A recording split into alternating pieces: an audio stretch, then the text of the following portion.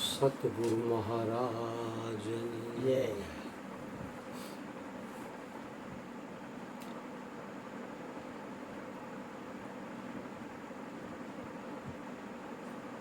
ભજનવાણીમાં કીધું ને, હરિજન તો આયરા ભલા, જીતન દે સંસાર, આયરા સો હરિને દ્વાર, જીતા સો જમકેઠી જમકેરી લાઠી. એટલે આમાં મારે જ આખો હારવાનો છે, જીતવાનું આમાં કંઈ છે નહીં. સંસાર આખું જીતવા માટે પડ્યું તો અંતે એ તો હારવાનું જ છે. કે બાજી છે આ તો, રમે અને હારજીત થાય, રમતા જ લોહીને હું.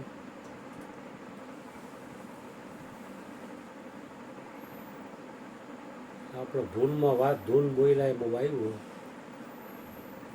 सोहम सोहम गाएगा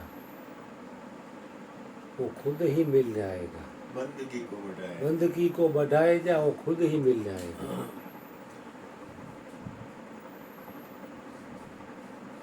એટલે સોહમ નામ જાણ્યું ખરું, સોહમનું સ્મરણ એ કરી છે, પણ દેહાદ્યાસ તૂટતો કે મન અહીંયા વ્યૂ જાય.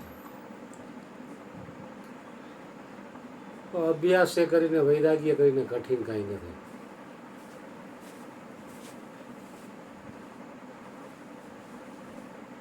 सुबह का भूला शाम घर लौट आए उसको भूला नहीं कहते. भूल तो થાય, મનુષ્ય માત્ર ભૂલને પાત્ર. શ્વાસ આવે ને જાય એને કોણ ચલાવે,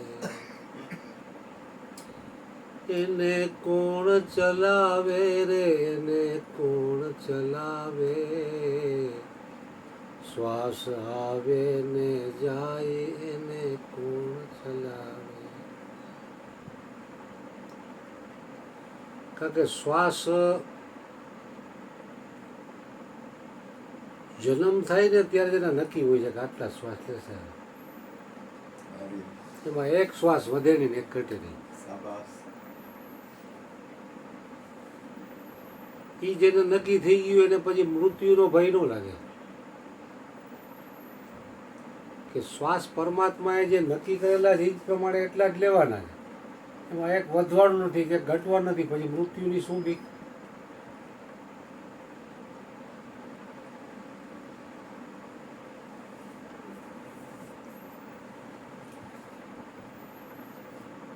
તમે બેઠા હો ને ત્યારે શ્વાસ ઓછા ખર્ચાય, ઊંઘો એટલે શ્વાસ વધુ ખર્ચાય, ક્રોધ કરો એટલે વધુ ખર્ચાય, શ્વાસની ગતિ તેજ થઈ જાય. અને એમાં ભોગવો ને એટલે વાત જવા દો, 120 સ્પીડે શ્વાસ કરશે, મને આંખો આપી રહી.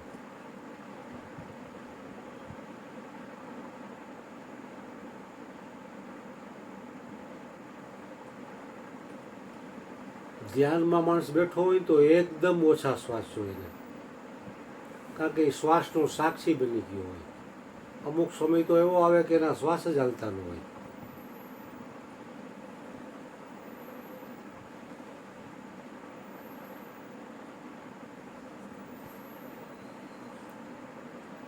આ પ્રાણાયામનું મહત્વ એટલા માટે છે કારણ કે ઊંડો શ્વાસ લઈને અંદર રોકે, ધીરે ધીરે છોડે ને તો એ 1 મિનિટમાં 2 થી 3 પ્રાણાયામ જ થાય. અને ઓલા તમારા 24 શ્વાસ ખર્ચાઈ જાય.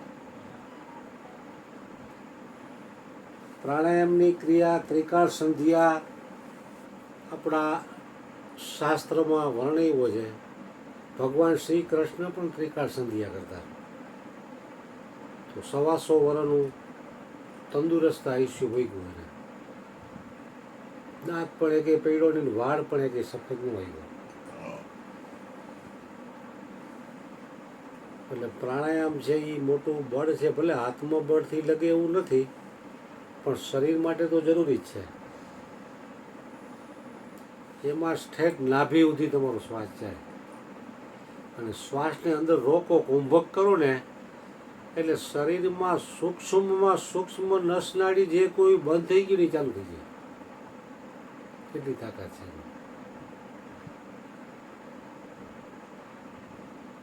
એટલે મહાપુરુષો આ બધું જાણે છે, એટલે એ શ્વાસે શ્વાસે સમરણ જ કરે છે.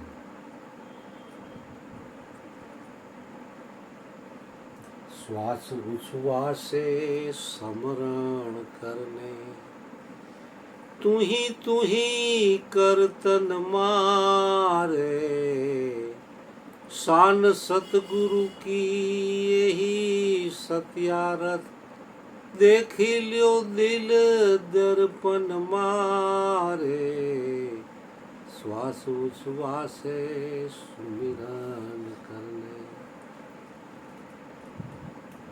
કારણ કે સતત 24 કલાક ભજનમાં રહેવા વાળા મહાપુરુષોનું આયુષ્ય પણ લાંબુ હોય છે ને તંદુરસ્તી છે. એને યોગી કહેવામાં આવે, યોગી. કારણ કે ભોગીઓનું જીવન તો રોગગ્રસ્ત જ રહેશે. કારણ કે એ ભોગમાં એટલા બધા શ્વાસ ખર્ચી નાખે છે, એટલે એનું આયુષ્ય પણ ટૂંકું થઈ જાય છે ને રોગ હોય છે એનામાં. એટલે જ કીધું ને, રોગ રહિત મેરો સતગુરુ જોગી.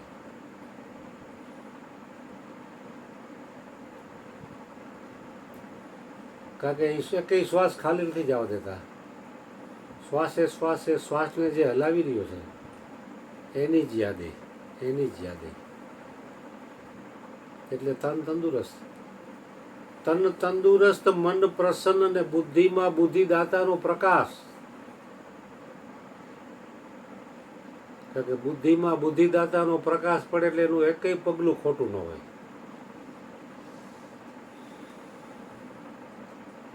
ખોટું પગલું ભરે તો એને પસ્તાવાનું આવે ને.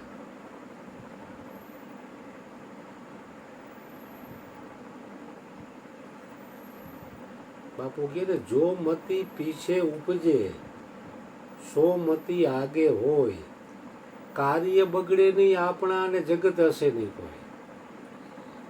તો મતીમાં, જેની મતીમાં પરમાત્માનો પ્રકાશ થઈ ગયો હોય એનું કે ડગલું ખોટું હોય. વિચારી વિચારીને ડગલા ભરું છું. શું પૂછો છો મુજને કે હું શું કરું છું? મને જ્યાં ગમે છે ત્યાં હું હરું છું, કરું છું. કારણ કે એનું એકય પગલું વિચાર કરવું હોય. જેને સમજણ નથી, અજ્ઞાન છે, એ લોકોને એવું લાગતું હોય કે આ સમજ્યા વગરનું કરે છે. પણ એને આ લોકોની કોઈની પરવા નથી હોતી. એ તો પરમાત્મા જેમ હલાવે એમ જ હાલે.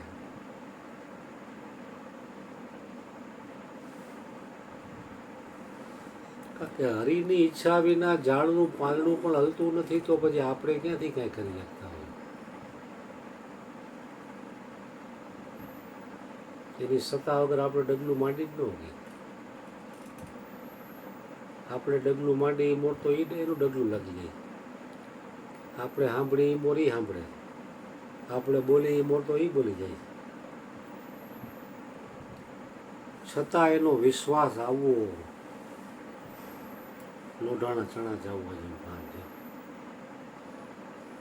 જે જગત ત્રણ કાળમાં બન્યું નથી એનો વિશ્વાસ આવી ગયો છે. અસત્યનો, સત્યનો વિશ્વાસ આવવો એ લોઢાના ચણા જવા જેમ વાત. આપણે અર્જુન બાપાએ ઉપદેશમાં આખી રાત કાઢીને છેલ્લે શું કહે, મારે તમને તમારો વિશ્વાસ અપાવવો ને એ મારા માટે જમીન આસમાન એક કરવા જેવી વાત છે.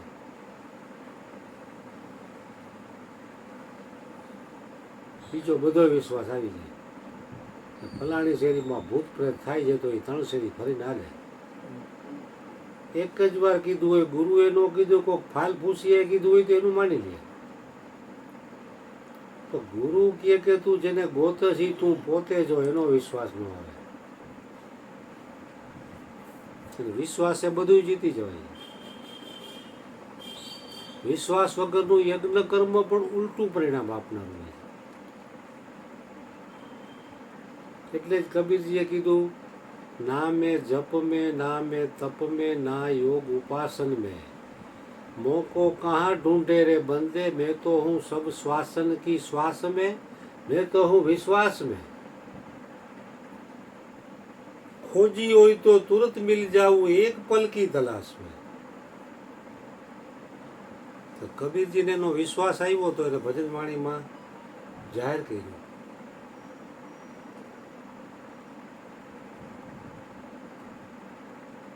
એટલે મહાપુરુષોને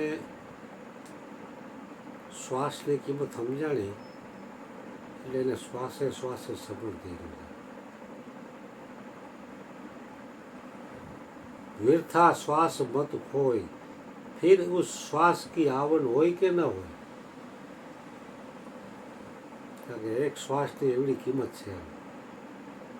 આ તો જેને કિંમત છે એના માટે કિંમત છે, બાકી જગતના લોકોના તો 21,600 શ્વાસ એમનું સહેજે સહેજે વ્યાજ જાય અને એને એ પણ ખબર નથી કે શ્વાસની આવડી કિંમત છે. શ્વાસની આટલી બધી કબીરજીએ કીધું, કહેતા હું કહી બજાવું ઢોલ, એક શ્વાસ ચલ જાતા હૈ તીન ભવન કે મૂલ. તો એને ખબર પડી તો એને એનું મૂળ જાહેર કર્યું. એટલે હરિગુરુ સંતો છે એને શ્વાસનું મૂલ્ય સમજાણું એટલે એને પછી પરમાત્માની યાદી સિવાય એકેય શ્વાસ ખોટો જવાનો દીધો. અને એના સંગમાં જેટલા જેટલા આવ્યા એને પણ એમ કીધું કે ભાઈ સમરણ એક જ સાર છે. સમરણ કી સુધ લેતા હૈ ભીડ પડે ગજરાજ, જાકા કુળ में કોઈ નહીં તાકો ગરીબ નિવાજ. સમરણ વિના સુખ નહીં પાવેગા. કારણ કે સાચું સમરણ છે એ સુખ ભજનમાં છે, સમરણમાં છે, ભોજનમાં છે અને ધ્યાનમાં છે, સેવામાં છે. ભજન વિના મારી ભૂખ નહીં ભાગે. કારણ કે હરિગુરુ સંતોનો ખોરાક જ છે. એ ભજન સત્સંગ ન મળે તો એને ભૂખ લાગે. જગતના લોકોને શાક રોટલા અને માલ મળી ગયા ખાય તો ભૂખ માંગે. અને હરિગુરુ સંતોનો ભજન વિના ભૂખ નથી માંગતી. ભજન કરે તો એને હેડકાર આવે, ના આજ હવે કંઈ ખરખું થયું, ત્યાં સુધી એને ચેન ન પડે.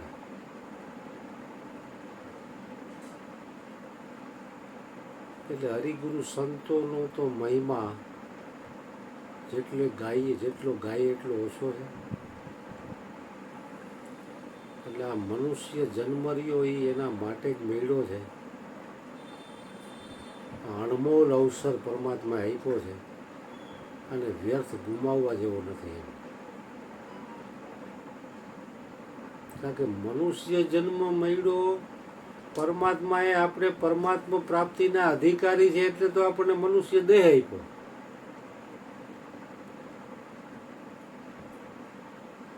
મનુષ્ય દેહ ધરીને જો હરિ ન ભજે તો એને લાખ વાર ધિકાર દીધો. એ શરીરની પીડા હોય એના માટે ગૌણ છે, જે થવું એ થાય. અને ભજન નથી કરતા એ ક્યાં હાજીના, એ માંદીના છે, એ દવાઓ જ પીએ છે. એ કઈ સુખી તો થઈ નથી ગયા. તો ભજન કરતા કદાચ શરીર પડી ગયું તો માઈ ગયું, પડી ગયું તો આમે ક્યાં ટકવાનું. નથી કરતા એના કોઈના ટકતા નથી તો આપણું ક્યાં ટકે. એટલે ગંગા સતીએ કીધું ને, લાયગા ને ભાઈગાની ભે હોય જેના મનમાં પાનબાઈ, એનાથી ભજન નવ થાય. કારણ કે શરીરની કાંઈક ને કાંઈક પ્રોબ્લેમ હોય છે, તમે ભજન જ નહીં કરી શકો.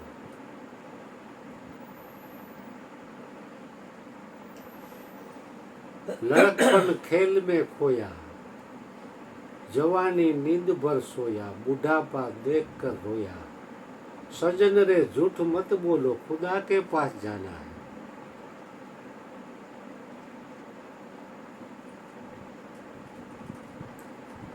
सुबह का बचपन हंसते देखा दोपहर की मस्त जवानी, शाम का बुढ़ापा ढलते देखा रात को खत्म कहानी। जिसकी कहानी खत्म होने वाली है उसको जीवन मानना बड़ी बेवकूफी है। એટલે પરમાત્મા સિવાય ક્યાંય પણ મન લગાડવું નહીં, બેવકૂફી જ છે। ईश्वर के सिवा कहीं भी मन लगाया तो आखिर में रोना पड़ेगा या पछताना पड़ेगा। એટલે છેલ્લે પસ્તાવવું એના કરતાં જેટલા શ્વાસ બચ્યા છે વયા ગયા એનો કોઈ અફસોસ નથી, પસ્તાવો નથી, એ કોઈ પાછા આવે એમ નથી, ગયા એના કોઈ સમાચાર નથી। તો જે બચ્યા છે એનો જો સદુપયોગ થઈ જાય તો પણ ઘણું છે। કારણ કે વયા ગયા એનો અફસોસ કરતું તો અત્યારે વર્તમાનમાં જે છે એ પણ ચાલી જ રહ્યા છે, એ પણ ભૂતકાળમાં જ જઈ રહ્યા છે, બધું ભૂત જ થઈ રહ્યું છે।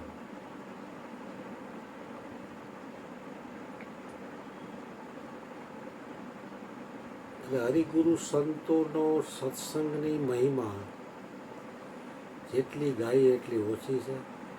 સત્સંગ વગર આ જીવનું કોઈ કાળે કલ્યાણ થઈ શકે નથી। સાક્ષાત ભગવાનના દર્શન થઈ જાય તોય ભગવાન એમ કહે છે, ઓલા શિષ્યો ઓલા તપ કરવાવાળાએ માગ્યું તો ભગવાન પ્રસન્ન થયા।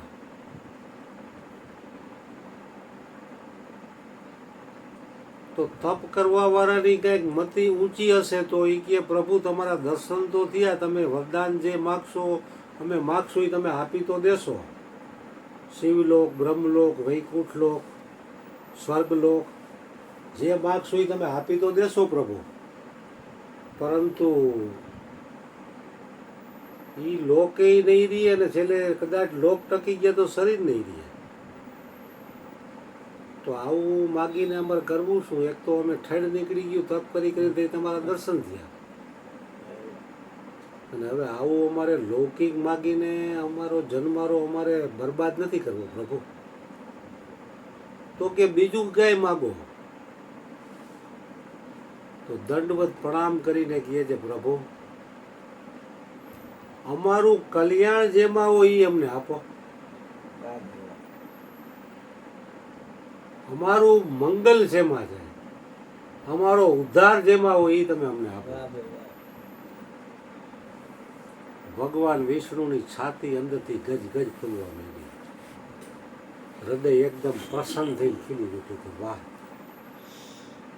તો કે જાઓ તમને નારદજીનો ભેટો થશે, નારદજી સંત છે અને એનો સત્સંગ તમે સાંભળો, એનાથી તમારું કલ્યાણ થશે। તો ભગવાનના દર્શન કરતાં પણ સત્સંગની મહિમા ઊંચી છે। ભગવાન તો દર્શન આપે ત્યારે તમને સંયોગનું સુખ થાય, પછી જ્યારે અંતર ધ્યાન થઈ જાય ત્યારે વિયોગનું દુઃખ થાય, અને સત્સંગથી તો અખંડ મોજ, અખંડ આનંદ।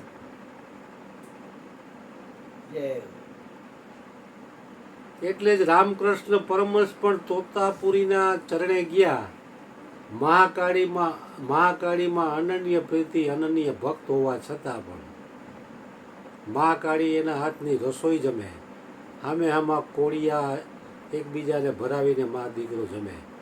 આટલી ઊંચી પરાકાષ્ઠાએ રામકૃષ્ણ પરમહંસ, છતાં પણ મહાકાળીએ એને કીધું કે બેટા તું તોતાપુરી ગુરુ પાસેથી જ્ઞાન લઈ લે। તો કે માં તમે આ શું કહો છો? આટલા વર્ષો લગી મેં બચપનથી વૃદ્ધાવસ્થા સુધી તમારી ભક્તિ કરીને હવે મારે તોતાપુરી ગુરુ પાસે જવું? આ તમે શું બોલો છો? તો તમારી મેં ભક્તિ કરીનું ફળ શું? તો કે માં કહે છે બેટા બ્રહ્મવેતા સદગુરુ તોતાપુરી તારે દ્વારે સામેથી જ આવશે, નહીતર એવા સંતના દર્શનની તને ન થાય, તું ગોતવા જતો તને મળે પણ નહીં બેટા। તોતાપુરી જેવા બ્રહ્મ બેતા સંત તારે દ્વારે આવશે અને તને બ્રહ્મ જ્ઞાનનો ઉપદેશ આપશે એટલે તું એની પાસેથી જ્ઞાન લઈ લે. તો તોતાપુરી ગુરુ આવ્યા અને ઉપદેશ આપ્યો. તોતાપુરી ગુરુ કહે છે કે રામકૃષ્ણ પરમહંસને કે બેટા તને મહાકાળીનું દર્શન થાય ત્યારે તને સંયોગનું સુખ થાય છે અને એ અંતર્ધ્યાન થઈ જાય ત્યારે તને વિયોગનું દુઃખ થાય છે. બેટા સંયોગ અને વિયોગ જેની સતાથી થાય છે એ આત્માનું જ્ઞાન તને આપી દે કે જેનો કોઈ દિવસ વિયોગ જ નથી કોઈ કાળમાં.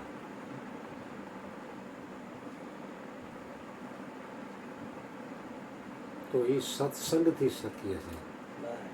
ભગવાનના દર્શનથી પણ તમે મુક્ત નહીં થઈ શકો, પૂર્ણ કલ્યાણ નહીં થાય.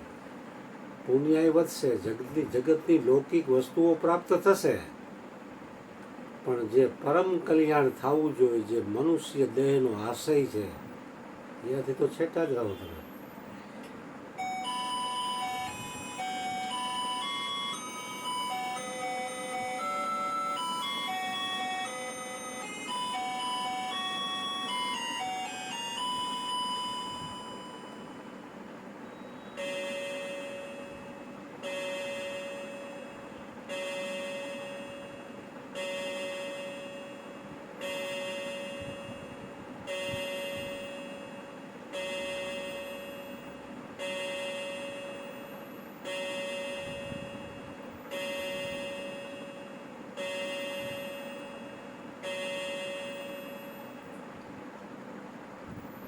વિષ્ણુનો બહુ પ્રગટ થયા તો કે આપો ને તને ધંધે લગાડેલા કે તો ભગવાન તો તે ભગવાન જોયા છે કે આ કેવા હતા કે સમૂહ ચક્ર બધા પદ્મ મળવું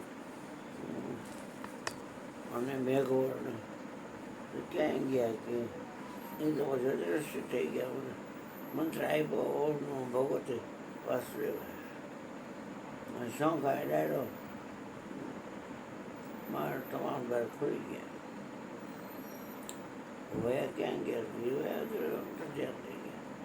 ગાંડા ભાઈ ભગવાન કોઈ અંતર્ધ્યાન થાય કે અને આવે જાય કે હવે જો હું તને જેમ છે અવિચળ બધું આપું તે પ્રથમ પેજ કહે છે. પ્રથમ પેજ જોવે કે અવિચળ બધું ચોટતી જેને પેજ તે પેજ કઈ તો મને અવિચળ બધું આપું. એમાં આવવા જવાનું કાંઈ હોય નહીં, જન્મમાં મરવાનું કાંઈ હોય નહીં, જગતની કોઈ બાજુ નહીં. સાધનમાં એ આવતો નથી, સાધન એ બતાવ સાધનમાં એ આવતો